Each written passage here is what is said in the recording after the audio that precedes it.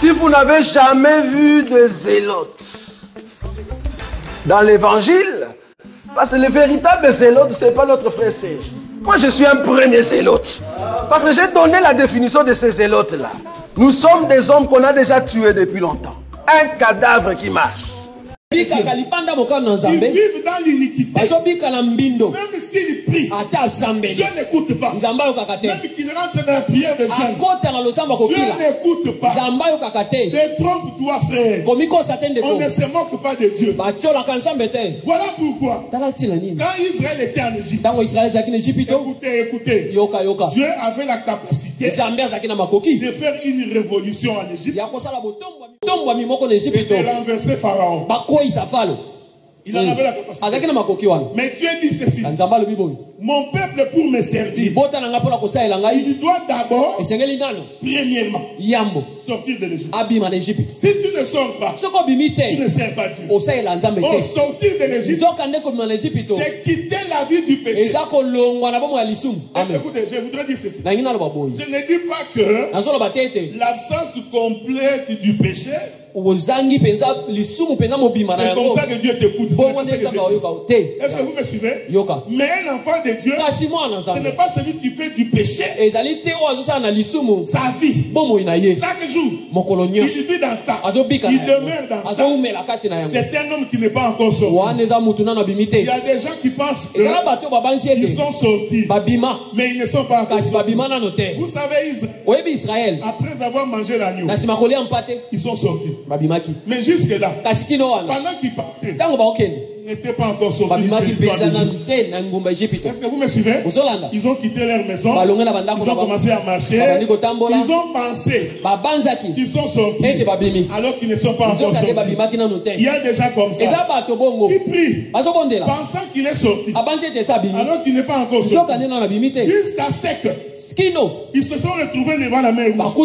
C'est-à-dire qu'ils ont compris qu'ils n'étaient pas encore sortis. Que la paix de Dieu soit avec nous. Amen. La présence de la mer rouge leur a fait comprendre que malgré notre marche, en fait, nous n'étions pas encore sortis.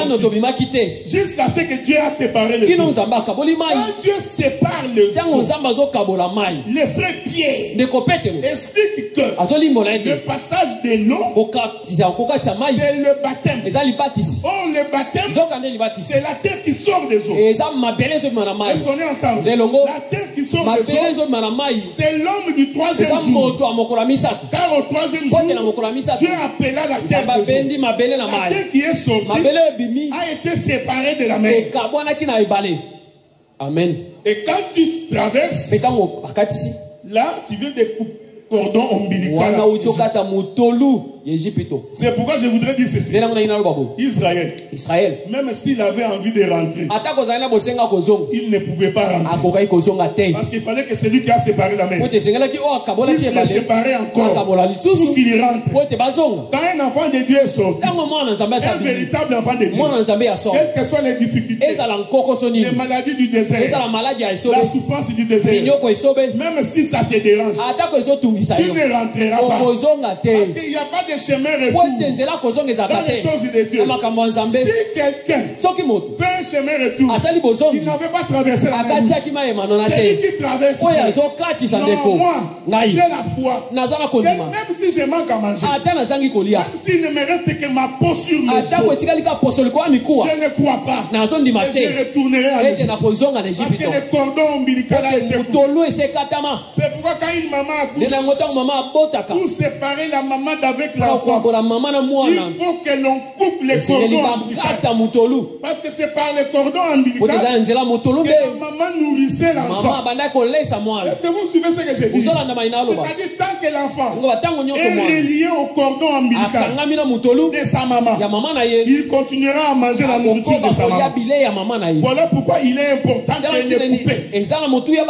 Une fois qu'on coupe, la maman ne peut pas communiquer son temps à l'enfant. Qu'est-ce que je voudrais dire? Quand l'Éternel te délivre, le diable ne peut plus mettre la main sur toi. Je voudrais le dire autrement. Ce n'est pas la présence des problèmes qui fait que tu es lié. Moi, je n'ai pas la confession qu'un enfant de Dieu peut être lié. Je ne crois pas à ça. Un enfant de Dieu délivré, être de nouveau lié. Je n'ai pas cette confession. Il n'est pas dit que parce que tu as des problèmes, ce n'est pas parce que les gens te réclament, ce n'est pas parce que les sorciers veulent t'envoûter, cela veut dire que tu es lié. Parce que celui qui sort, il est délivré, mais le combat ne s'est pas encore arrêté. La question c'est de savoir, est-ce que tu es sorti? Est-ce que vous me suivez? Mais aujourd'hui, nous continuons notre marche. L'extrémité du champ de Boaz. Je parlerai aujourd'hui jusqu'à dimanche prochain. C'est pourquoi je prends mon temps pour que chacun de nous puisse comprendre. Le jeudi, j'ai expliqué le pain. Parce que ce qui a poussé Elimelech et sa famille d'aller dans le pays de Moab, c'est parce qu'il manquait du pain à Bethléem. Et j'ai expliqué que Bethléem veut dire la maison du pain. C'est pourquoi quand Jésus naît à Bethléem, c'était pour confirmer qu'il est le pain de la ville de Bethléem. J'ai tourné pour expliquer que le pain doit être mis sur une table. Parce qu'on ne peut manger que sur une table. C'est comme ça que j'ai touché la naissance de Jésus. Pour dire quand il est né au milieu des animaux. Ensuite on a pris Jésus, on l'a mis sur une mangeoire. J'ai expliqué que cette mangeoire est une table. Parce que c'est là que les animaux venaient manger. Est-ce que vous me suivez? Donc il ne suffit pas seulement que Jésus naisse. Faudrait-il encore après sa naissance qu'il soit placé sur la table, sur une mangeoire, pour permettre aux animaux de venir manger. J'ai dit ceci. Quand Jésus est mis sur la mangeoire, ses parents le voyaient. Écoutez-moi attentivement. Le parent de Jésus, qui était israélite, parce que Marie est de la tribu de Lévi, Joseph est de la tribu de Juda. Les deux représentaient la maison d'Israël. Il est né chez les siens. C'est pourquoi il est sorti d'eux. Les deux l'ont regardé. C'est qu'ils n'avaient pas compris. Ils ont commis l'imprudence de les mettre sur une mangeoire. Est-ce qu'on est ensemble, non? Quand ils les mettent sur une mangeoire, ils ne peuvent pas le manger. Parce que cette mangeoire est destinée pour les animaux. Amen. Est-ce que vous me suivez? Amen. Je répète ça clairement. Marie et Joseph représentent Israël. D'où Jésus est venu. Ils l'ont mis sur une mangeoire. L'imprudence qu'ils ont commis, c'est de les mettre sur une mangeoire qui n'est pas la mangeoire des hommes, mais qui est la mangeoire des animaux. En d'autres termes, en mettant Jésus sur une mangeoire, ils appelaient les animaux pour venir manger, pour leur dire votre nourriture est sur la table. C'est pourquoi nous sommes fiers. Parce que nous étions des animaux. Nous n'avions pas le droit de citer. Éloignés des alliances de Dieu. L'imprudence qu'Israël a commis, c'est de mettre l'agneau de Dieu sur une mangeoire. Comme on l'a mis sur une mangeoire. Écoutez, il faut que les animaux viennent les manger. Oh, j'ai lu ma Bible. Les animaux dans la bergerie sont des herbivores. Ils ne peuvent pas manger la viande. Et la paix de Dieu soit avec nous. Amen. Quelque chose d'extraordinaire va arriver. C'est-à-dire, celui qu'on avait mis sur la mangeoire, en réalité, n'était pas un animal. C'était de l'herbe. Genèse chapitre 2. Adam. Eva et tous les animaux avant le péché. Dieu leur dit votre nourriture sera de l'herbe. J'ai dit ceci. Avant le péché, l'homme ne mangeait pas ni la chèvre ni le veau. Tout le monde mangeait l'herbe. Or l'herbe, selon la Bible, c'est le produit de la semence. Est-ce qu'on est ensemble? Amen. Alors un jour, les Grecs viennent voir Jésus et on lui dit Jésus, les Grecs viennent te voir. Jésus répond, si un grain ne tombe à terre, ne meurt pas, il ne peut pas produire. Attendez que les grains tombent. Une fois que les grains tombent, quand il va sortir, alors ils viendront, ils me verront. Est-ce que vous me suivez? Or les Grecs, ce sont des étrangers. Pour que les étrangers mangent, il faut que celui qui était un animal devienne de l'herbe pour que nous puissions manger. C'est ça le pain. Amen. Pourquoi? Parce que le pain est un produit qui vient du blé. Or le blé, c'est un produit de la semence. Laissez-moi répéter ça. J'ai beaucoup de choses à dire aujourd'hui. J'ai tout mon temps. Vous savez, quand Dieu crée Adam, il crée d'abord le jardin. Ensuite, il vient placer Adam. Mais avant de placer Adam, Dieu s'est dit en lui-même qu'il n'y avait pas d'homme pour cultiver le sol. Ça, ce sont des choses que vous savez. Adam rentre dans le jardin. Il n'a jamais cultivé le sol. Est-ce qu'on est ensemble? Suivez-moi attentivement. Adam tombe dans le péché. Regardez le péché d'Adam. Tu mangeras de tous les arbres du jardin, sauf l'arbre du milieu. Sa nourriture était une semence. Est-ce qu'on est ensemble, non? Et l'écriture dit, après avoir mangé, Dieu dit, empêchons-les pour qu'ils ne mettent pas la main sur l'arbre de vie. Donc l'arbre de vie aussi est une semence. Amen. Est-ce qu'on est ensemble? Mais Dieu avait dit, je place l'homme pour cultiver le sol. L'homme entre dans le jardin, il ne cultive pas le sol, il pêche. Dieu prend l'homme, il le met dehors. La condition que Dieu avait posée, quand il a placé l'homme dans le jardin, est différente de la condition que Dieu met l'homme quand il sort du jardin. Et quand il était dans le jardin, Adam n'a pas eu d'enfant. Il ne faut pas commencer à aller réfléchir. Non, quelqu'un te pose la question. Comment il va avoir des enfants? Parce qu'il a un raisonnement humain. C'est informé que dans les jardins, Adam n'a pas donné naissance. Dieu a attendu jusqu'à ce qu'Adam a péché. Quand il finit de pécher, Dieu le chasse. C'est quand il est sorti que Adam connut sa femme Ève. Est-ce qu'on est ensemble, hein?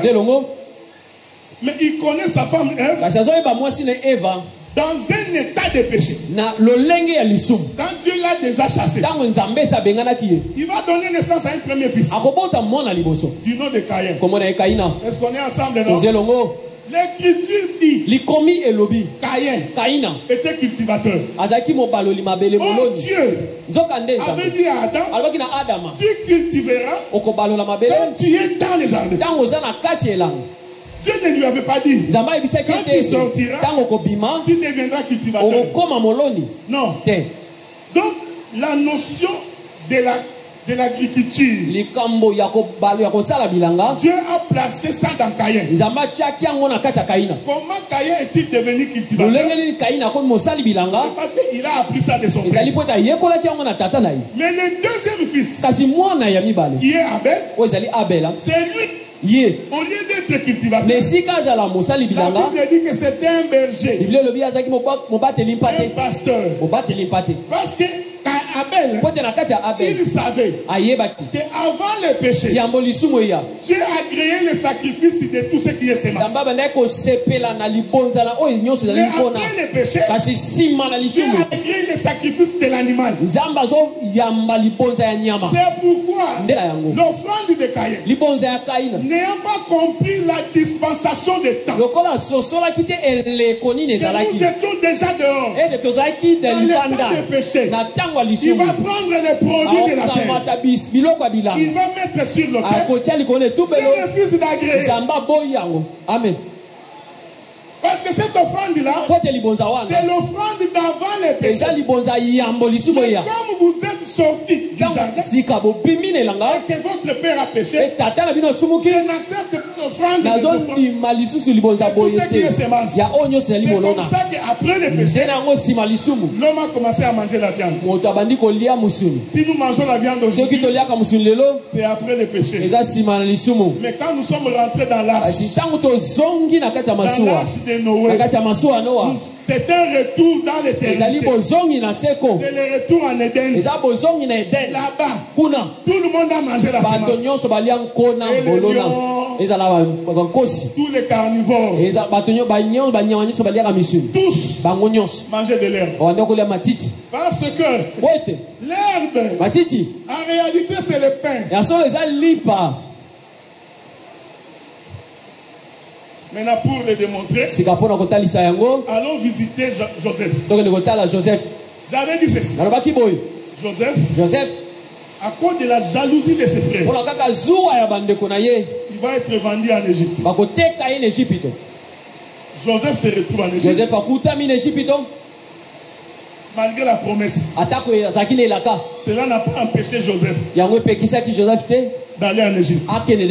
Je voudrais dire à quelqu'un, les promesses de Dieu ne peuvent pas t'empêcher de connaître des problèmes. Ce n'est pas parce que tu as les promesses que tu vas marcher sur les roses. Bien au contraire, celui qui a les promesses, c'est celui-là qui a beaucoup de difficultés. Si tu crains Dieu, tu marches selon la voie de Dieu, et tu te rends compte que tu as beaucoup de combats.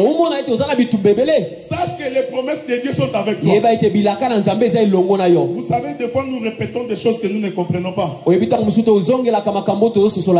fruit de l'esprit, c'est la patience. Ça, c'est un terme que vous répétez. Mais qu'est-ce que signifie la patience? La patience veut dire, tu attends quelque chose, ça n'arrive pas. Ça, il ne faut pas oublier. Donc, la patience veut dire, tu as reçu une promesse, mais la promesse ne vient pas. Sois capable d'attendre. C'est là que l'on comprend que tu as Dieu. La persévérance, c'est le fruit de l'esprit. Mais qu'est-ce que signifie persévérer? Tu fais, ça ne marche pas. Tu continues, ça ne marche pas. Tu continues, ça ne marche pas. Jusqu'à ce que tu vas arriver. C'est comme ça. Quand Israël est sorti de l'Égypte, il pensait qu'en sortant directement à Canaan. Non, ils sont sortis, ils ont marché 40 jours. Il faut avoir la persévérance. Alors qu'on vous avait dit que vous sortez pour aller voir les miens, vous marchez pendant 40 ans. Parce que Dieu voulait voir qu'ils sont patients. Dieu voulait voir qu'ils sont capables de persévérer. Même dans l'œuvre de Dieu, celui qui veut aller loin doit être un homme patient, un homme persévérant. Mais celui qui ne sait pas patienter, c'est celui-là qui va rater l'héritage. Est-ce que vous me suivez? Bon, je vais donner un exemple. C'est un exemple que je donne. Je suis ministre dans une église. J'ai avec moi des disciples. Je vais leur dire ceci. Quelqu'un d'intelligent doit être patient. Parce que tu le veuilles ou pas, je finirai par partir. Parce que la Bible dit, une génération s'en va. Et est-ce que vous me voyez? En tant que ministre, je ne resterai pas ministre de l'église jusqu'à la fin de ma mort. À un moment donné, je partirai. Mais celui qui a l'œil et qui sait patienter, il va attendre. Les gens qui échouent, ce sont les gens qui vont n'importe où. Un petit problème, ils changent d'église. Une petite difficulté change d'église.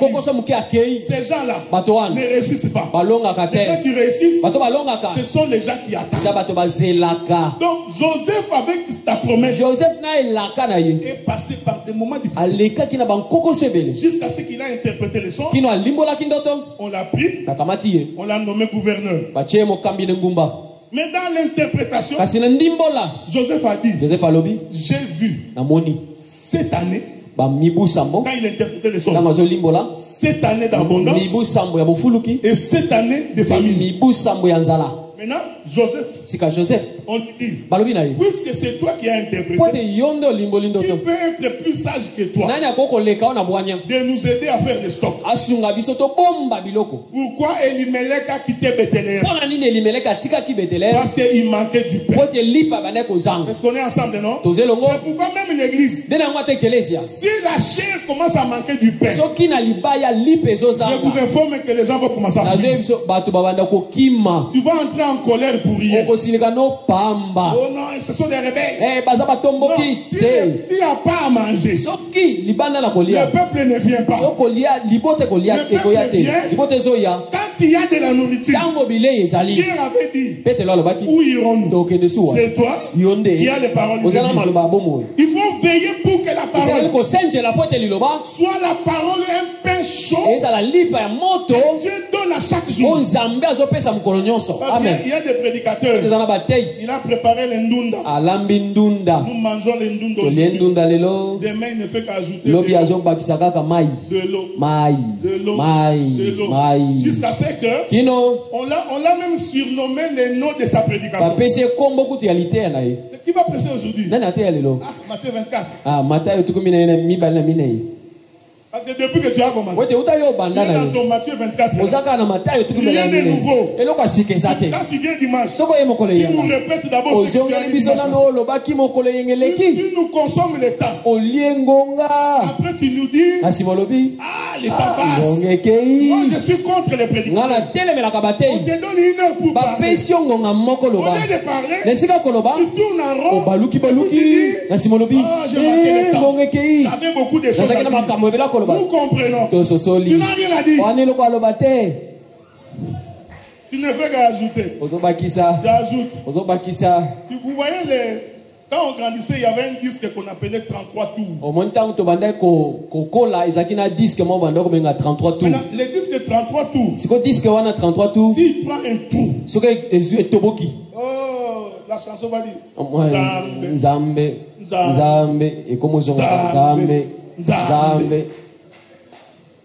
Elimelech a quitté Bethléem. Parce que le pain n'était pas. Or le pain était à Moab. Je vais vous dire comment le pain s'est retrouvé à Moab. Joseph, il fait les stocks. Mais je sais que j'ai aimé chez Joseph. Il n'a pas fait le stock de la viande. Pas les haricots. Oh, les ndembi. Si c'était toi, tu allais acheter les ndembi, les poissons salés, les makayab. Écoutez frère, ce que nous prêchons, c'est un mystère du royaume. Ce n'est pas l'interprétation de ce monde. Oh, tu vois les pains là, c'est la chikwang. Ces pains là n'est pas la chikwang. Amen.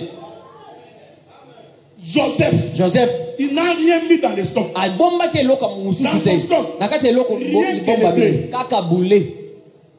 Donc, il a compris. que quand nous aurons faim, nous ne mangerons rien d'autre. Si ce n'est que le blé. Oh, je vous avais dit, pour que le blé devienne un pain, il doit être criblé. Vous mettez dans la machine à foufou. Vous criblez les blés. Une fois que le blé devient poussière, la main doit maintenant venir manier la farine. Écoutez, pas avec levure. Selon la Bible, il doit manier ça avec l'huile. Amen. Ce n'est pas moi qui dis. C'est cette femme-là qui a dit à Élie, à Élisée. Il dit Élisée. Non, à Élie. Élie, je n'ai rien. Ce que j'ai, c'est une portion de farine et un peu d'huile. Si je prépare, nous mangeons moi et mon fils. Nous mourrons. Donc la nourriture, c'est la farine avec de l'huile. Amen. Donc ici, nous ne mangeons pas le foufou avec le pondou. Donc tu es en train de réfléchir comme dans ta maison. Non, tu vois, il mangeait le foufou avec un peu de viande. Tu ne peux pas manger seulement le pain. Ça c'est la pauvreté. Il faut manger la viande. Attention avec les écritures. Faites attention, frère. Manger la viande n'est pas une bénédiction. D'ailleurs, les gens qui mangent la viande sont en mauvaise santé. C'est pourquoi nous qui sommes vieillis là, on commence à éviter de manger la viande. Parce que la viande, c'est la mauvaise chose à ne pas manger. Ça va te créer des graisses. Vous qui adorez le tabac. Non, moi je vais aller à Capella. Manger le ngoul. Je t'informe. C'est la mauvaise nourriture. Tu feras un arrêt cardiaque.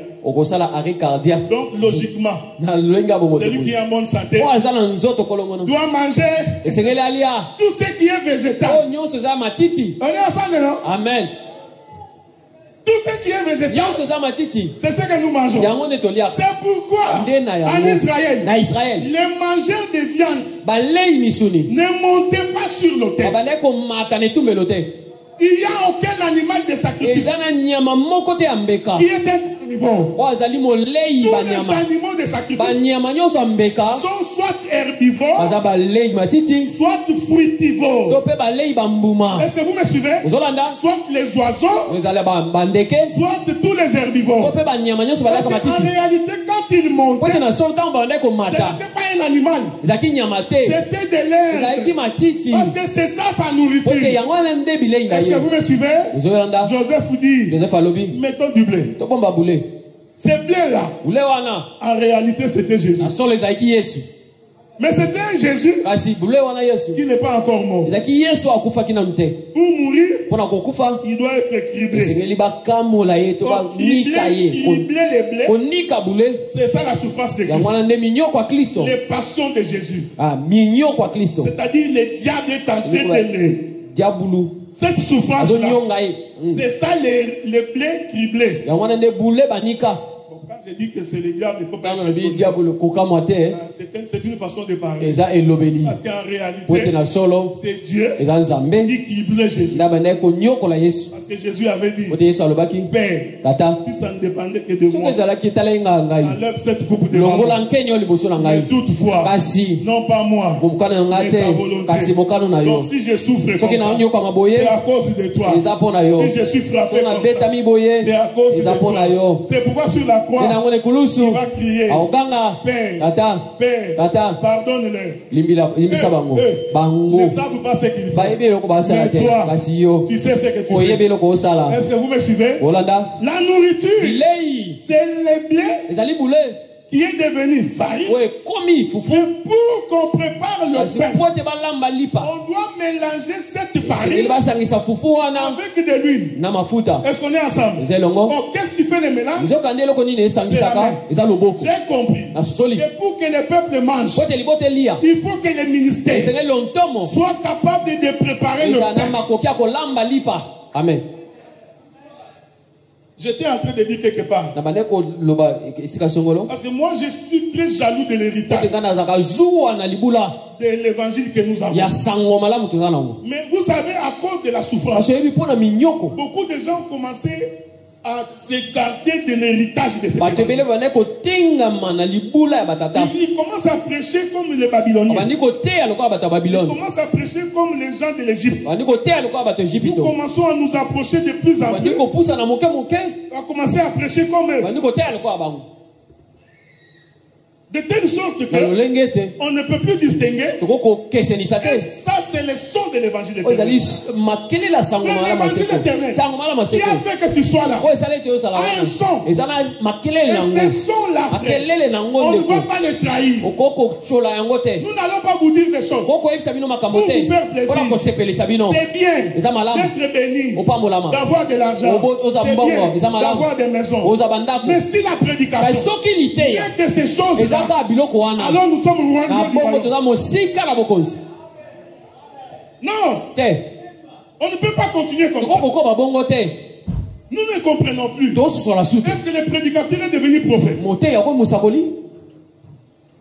lieu d'enseigner, nous on se pose la question. Il est devenu prophète. Ma soeur bien-aimée, cette année ici, tu vas te marier. Tu es devenu prophète. Quand tu dis à cette soeur-là qu'elle va se marier, c'est Dieu qui te l'a dit. Je disais ceci, frère. Vous voyez la Bible? La Bible d'abord elle-même est une prophétie. Il y a des choses que Dieu a déjà dites. Tu te marieras. C'est écrit. Tu prospéreras.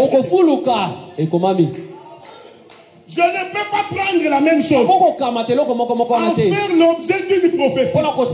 Non, c'est faux. Que les frères prospéreront. Dieu a dit. Tu seras la tête, non la queue. Maintenant, quand je me lève ici, tu seras la tête et non la queue. Dieu m'a dit. Ça me pose un sérieux problème. Dieu t'a dit. Est-ce que tu es en train de répéter la prophétie? Ou Dieu vient de te donner autre chose?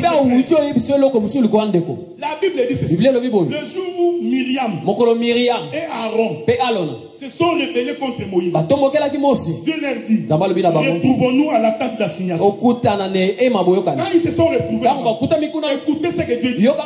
Il dit, s'il y aura un prophète parmi nous, excepté Moïse, s'il y aura un prophète parmi vous, c'est par des visions et par des songes que je lui parlerai. Et aussi par la voix audible. Alors quand quelqu'un se lève ici, il dit à un frère, Dieu m'a dit, tu vas te marier. Il faut qu'il nous dise, il a vu quoi? Si c'est une prophétie, Dieu ne peut lui parler que par une vision, ou par un songe, ou par voix audible. C'est pourquoi dans la Bible, les vrais prophètes, avant de prophétiser, voyaient d'abord. Ils voient la vision, et ils posent la question à Dieu. Qu'est-ce que ça veut dire? Dieu maintenant donne la précision. Il dit, tu vois ce que tu as vu là, cela veut dire ceci. Quand tu dis à une sœur, tu te maries l'an prochain, parce que les sœurs, quand on lui donne une prophétie, il a l'impression que toute sa vie, comme si Dieu descendait.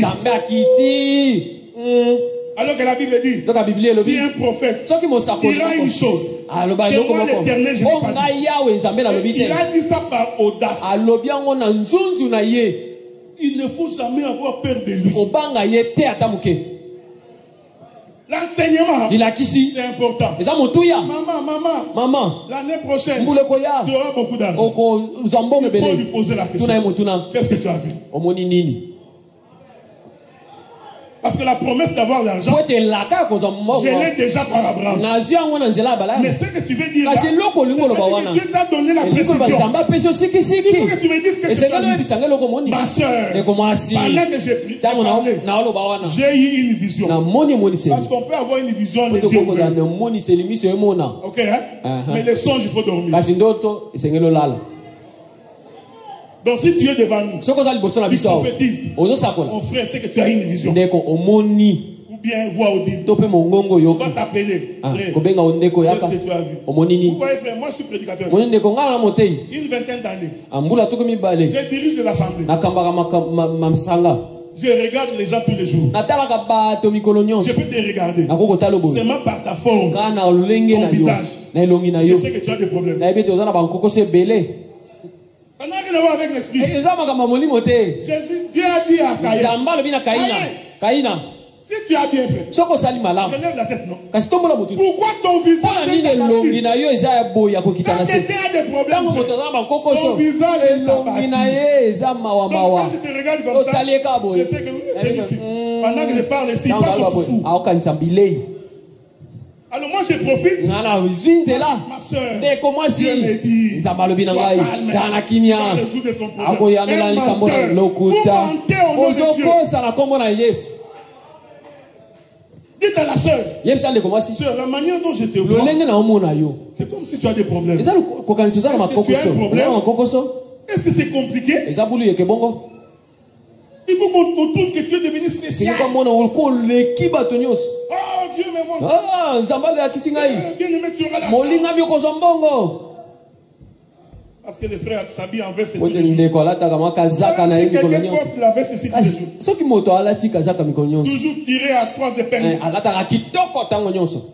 Ta prophétie ne dira jamais qu'il est pauvre. Parce que toi tu les regardes comme ça. Toi tu es un grand serviteur. Parce que dans ton esprit, le serviteur c'est la veste.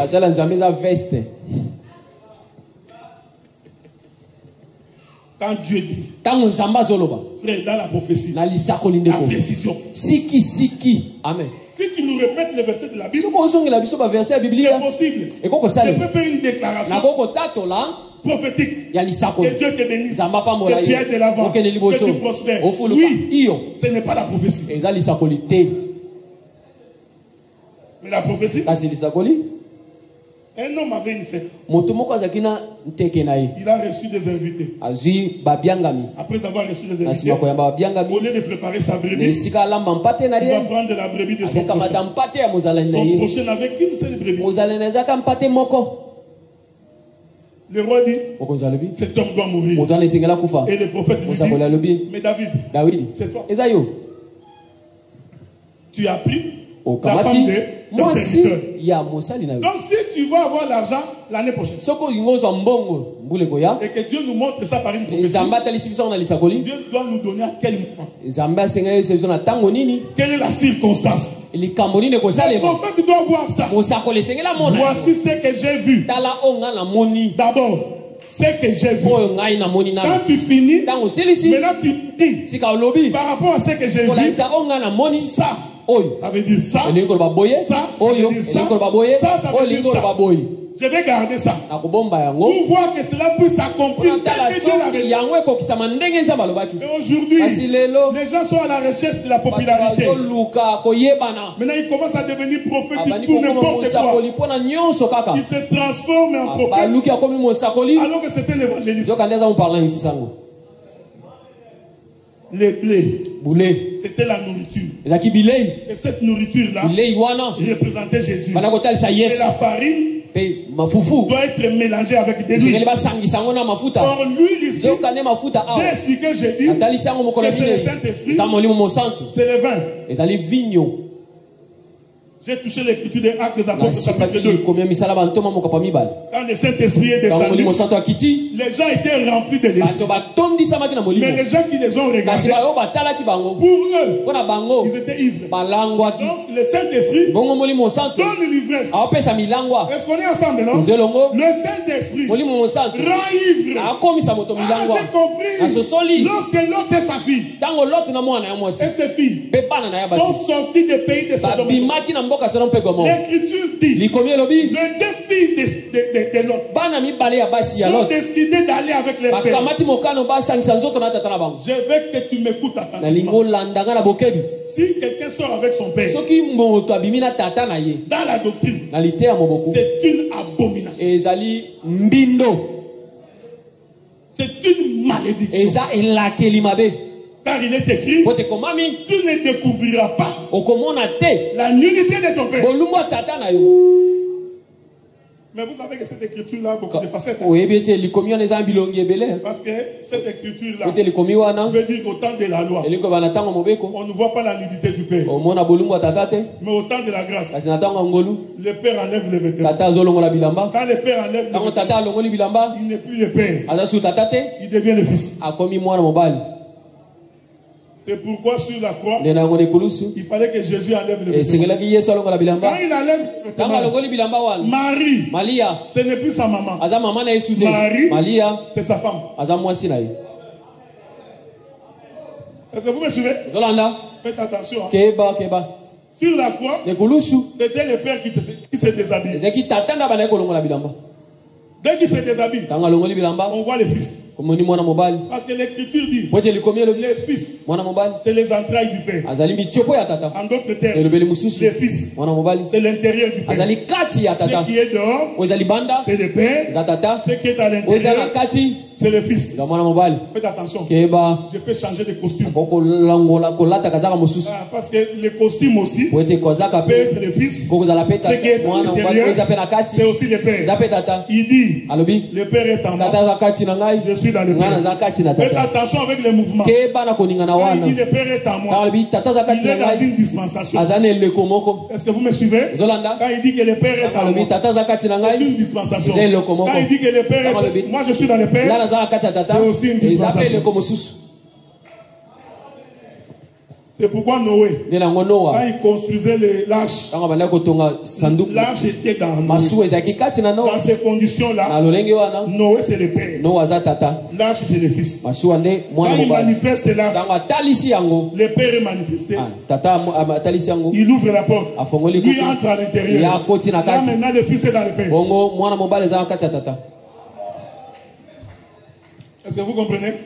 Alors Noé, ses filles vont dire, faisons boire du vin à notre Père. N'oubliez pas ce que je vous dis. Que le vin, c'est le Saint-Esprit. Naturellement, celui qui est ivre, c'est un fou. Parce que l'ivresse donne la folie. Celui qui est fou, non, celui qui est ivre, agit comme un fou. Il peut marcher sur l'eau. Alors que naturellement, c'est un fou. Comment peut-il marcher sur l'eau? La tête est déréglée. En réalité, c'est la folie. C'est pourquoi Paul dit, nous prêchons la folie de la prédication. Le raisonnement humain ne peut pas comprendre. Les filles de Noé ont donné du vin vino à leur père. Leur père boit du vin et s'enivre. En s'enivrant, il se découvre. Alors la fille est née. Je veux juste toucher la fille est née. S'en va entrer dans la chambre de son père. Faites attention. Quand la fille est née, entre dans la chambre. Elle ne rentre pas comme sa fille. Elle est en train de rentrer comme la femme de l'homme. Parce qu'elle ne peut entrer dans la chambre de l'homme que sa femme. Est-ce que vous me suivez? Donc cette fille entre, découvre la nudité de son père et tombe enceinte. Donc j'ai compris que cette femme-là, cette fille-là, n'est pas rentrée dans n'importe quelle période. Elle est rentrée à l'époque où elle savait qu'elle doit tomber enceinte. Est-ce que vous me suivez?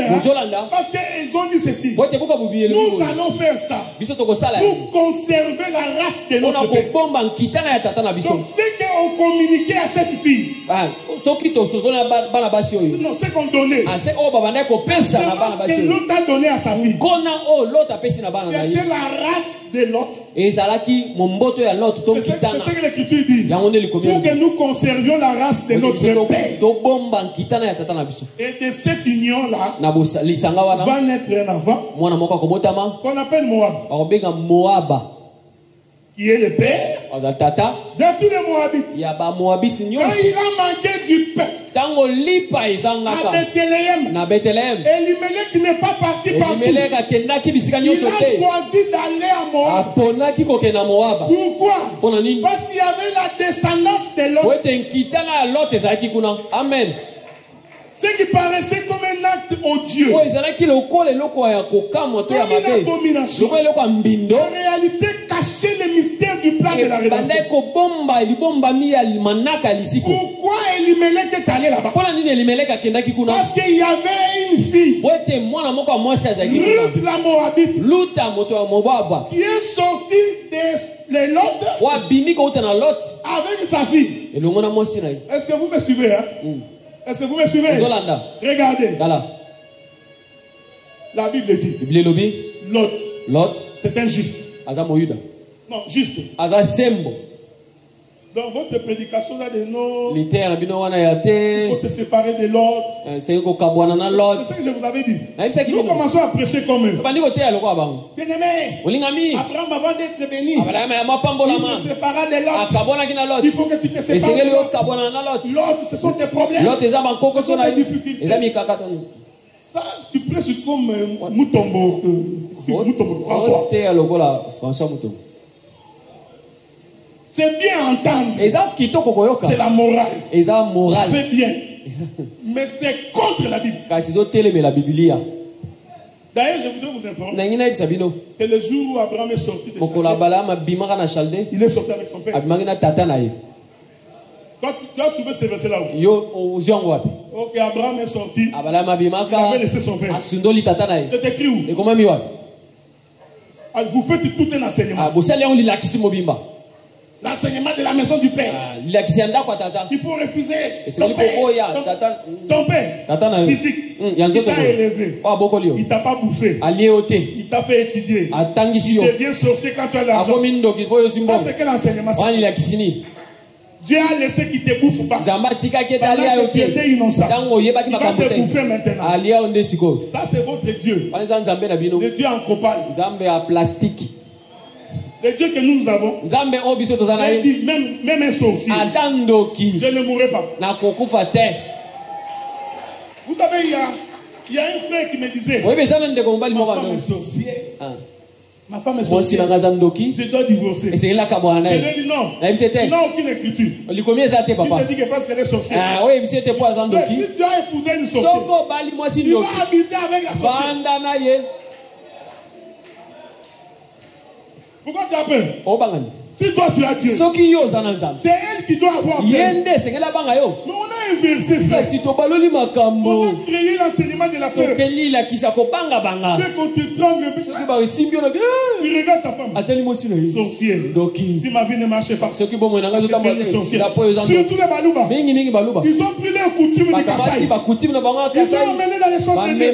Quand les histoires ne marchent pas, c'est toujours la femme. Non, c'est sûr que cette femme-là, il va avoir fait une bêtise. Il a croisé son ex. Son ex lui a donné l'argent. Il a touché à la main. Il y a des gens qui croient à des choses comme ça. Ici, frère, nous ne prêchons pas le Kassai. Si tu es en train de confondre l'évangile avec ta coutume, faites attention. La Bible dit, qui mettra la main sur un ouin de l'éternel, moi là-dedans, béni de Dieu, ma femme sorcière, mon sorcelé, que mes affaires ne marchent pas. C'est faux. Tu vas habiter avec ta sorcière. Mais vous savez, Dieu peut te séparer avec une sorcière. Dieu, il est capable. Mais ça ne viendra pas de toi. C'est ce que l'Écriture dit. Si tu as une femme non croyante, comme une sorcière, si elle décide, elle, pas toi, elle, si elle décide de partir, à ce moment-là, laisse-la partir. Écoutez, un homme de foi, un homme de prière, qui craint Dieu, il est tout en feu. Une sorcière, moi si ndo ki akomemate akoba na mbula moko libale la misato akoba te akoka te esenge nakende na lembi en réalité na solo c'est la nuit qui a des problèmes eza butu nde azwaka nkoko so na butu Le Dieu que nous servons. Un Dieu puissant. Le problème avec nous. Ils ne sont pas Dieu.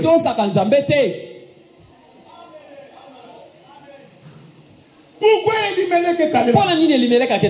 J'ai toute la semaine prochaine. J'ai fini dans 5 minutes.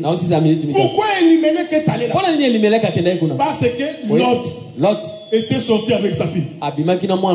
Et de cette fille-là est sorti le peuple de Moab. Est-ce que vous me suivez?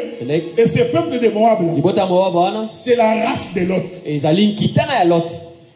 Je vais dire quelque chose qui va vous suivre. En réalité, dans les Dieu devient le Dieu d'Israël. Mais avant cet temps, Dieu était le Dieu de tout le monde. Amen. Bon, ça tu n'as pas compris. Hein? Je vais répéter ça. Lot n'était pas juif. Est-ce que vous me suivez? Parce que le judaïsme commence avec et Judas. Abraham n'était pas juif. Isaac n'était pas juif.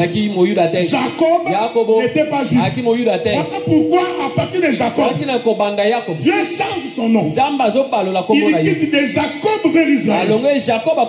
C'est là que commence la nation d'Israël.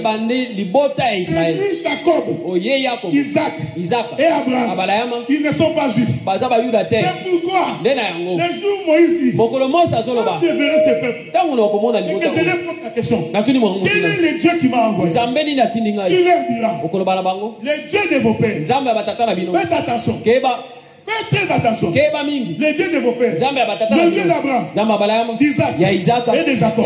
Oh, Abraham, Isaac et Jacob ne sont pas juifs. C'est-à-dire les trois là ont donné naissance à Israël et aux nations. Amen. Amen. C'est pourquoi Romain dit ceci. Abraham était le père des circoncis et des incirconcis. Même nous étions déjà dans Abraham. Amen. Il ne faut pas être complexé. Quand les juifs viennent avec des talis, ils commencent à trembler. Nous sommes égaux. Tous dans Abraham. Voilà pourquoi tout ce qui est Kabbale juive ne nous concerne pas.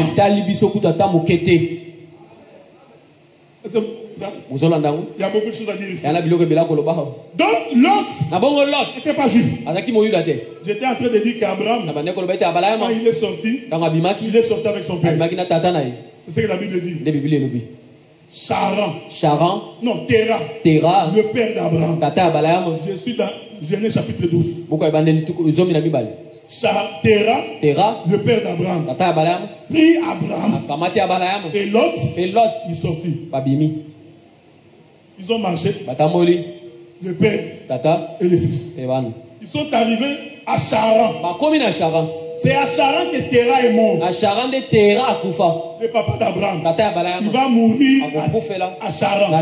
Quand il meurt, c'est alors maintenant que Dieu dit à Abraham, traverse maintenant, entre dans Canaan. On est ensemble, non?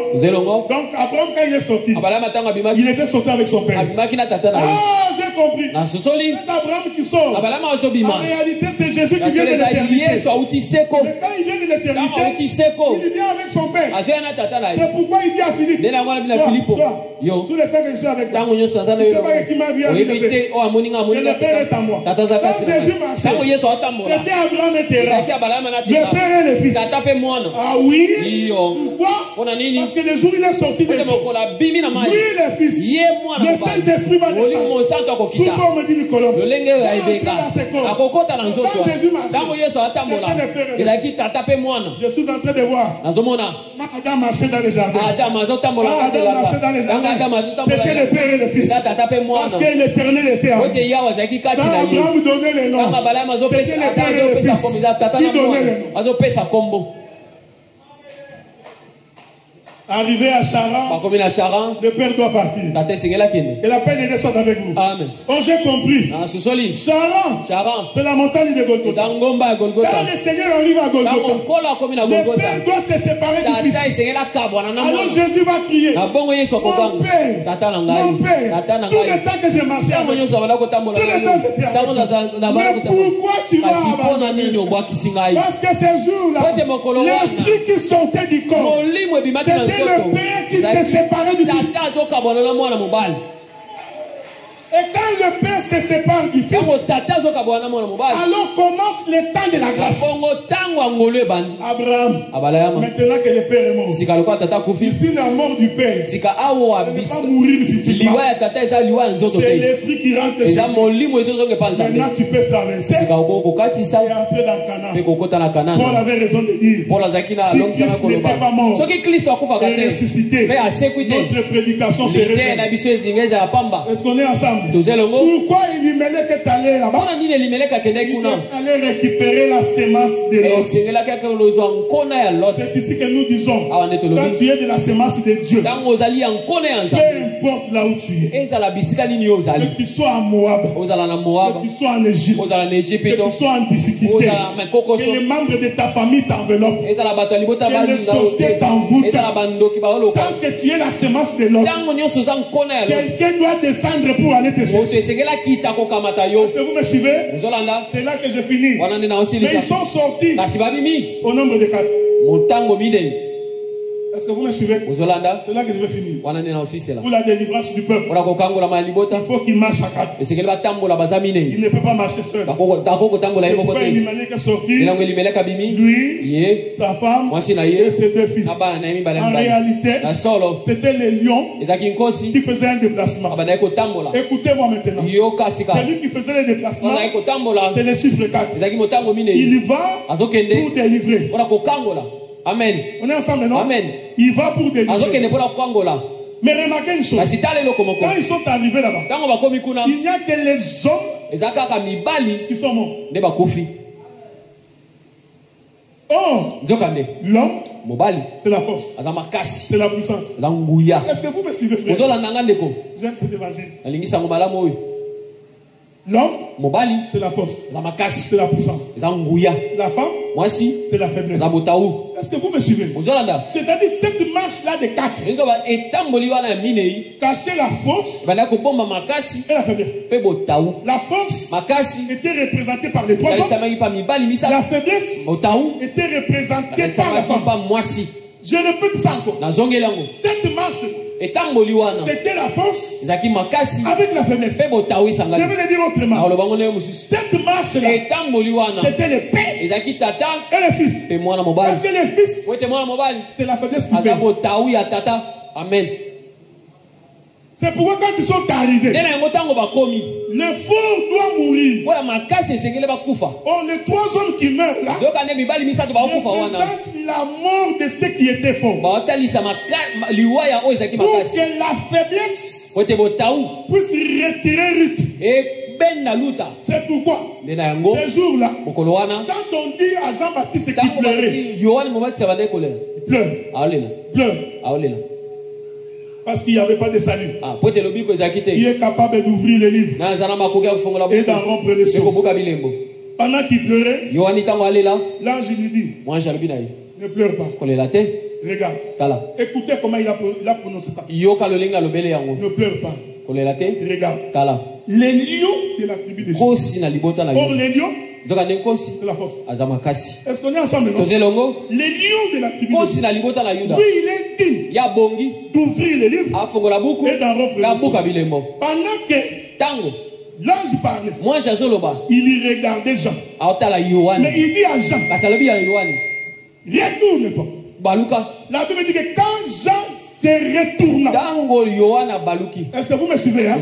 Ce sont des mouvements qu'on va expliquer mardi. Quand l'ange se retourne, alors que là on lui avait dit que c'est les lions, mais quand Jean se retourne, au lieu de voir les lions, le fort, le puissant, il vit l'agneau. Or l'agneau, c'est la faiblesse.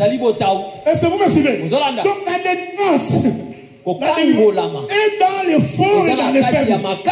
Donc quand il retourne, au lieu de voir le lion, il vit l'agneau. Il pouvait dire à l'ange, tu m'as menti. Toi tu m'avais dit, c'est le lion. Mais moi quand j'ai regardé, j'ai vu l'agneau assis sur le trône.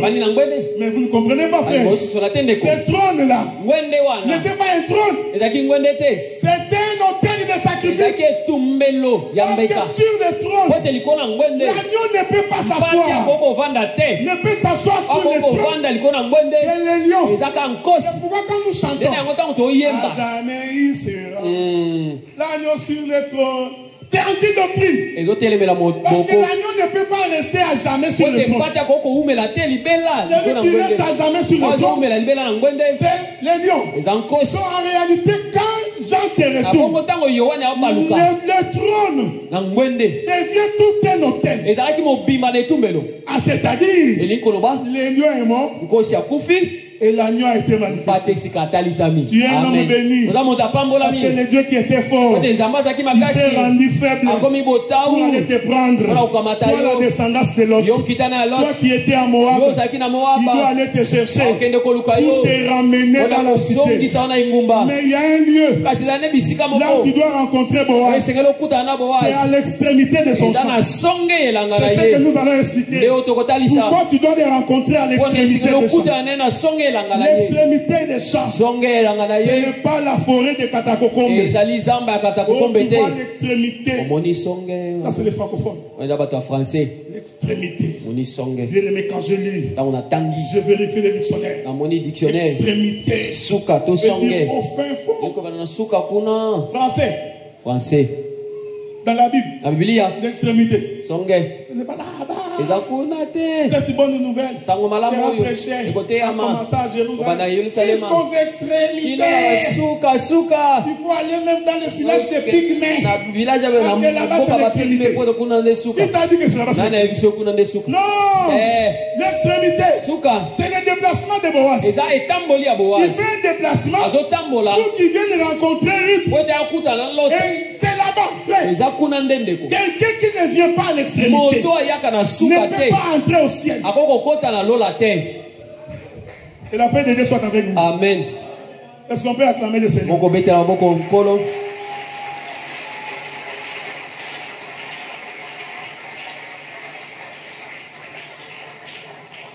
Le dimanche prochain, nous allons... On est là mardi et jeudi. Et le dimanche prochain, nous prendrons beaucoup de temps dans la prière. Alors, avec votre permission, pasteur, si ça va être possible, je voudrais être ici en un jeûne d'un jour le samedi. Nous allons commencer le matin à 9h30 jusqu'au coucher du soleil. Je prie. Je demande. J'exige que tous les chantres soient là. Les gens des médias que vous soyez là. Et le protocole que vous y soyez. Si tu veux te joindre à nous, sois le bienvenu. Le samedi, nous serons ici à partir de 10h jusqu'à 18h. Nous allons prendre le temps dans la prière parce que le dimanche, on va faire un service. Moi, je crois que Dieu est puissant et il agit. Mais tout doit se préparer dans la prière. Les choses de Dieu n'est pas l'expérience, mais c'est l'onction du Saint-Esprit. Et cette onction, on l'obtient par la prière. Alors faites-vous violence. Venez ici, nous allons prier le Seigneur. Et à la fin, nous allons nous débrouiller pour manger. Je vais se déposer avec le pasteur parce qu'il faut quand même qu'on mange après avoir fini de prier. Que Dieu vous bénisse. Mettons-nous debout pour prier.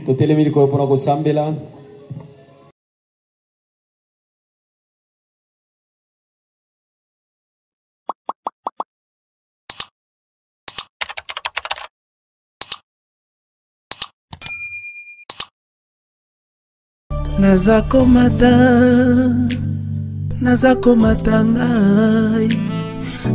matanga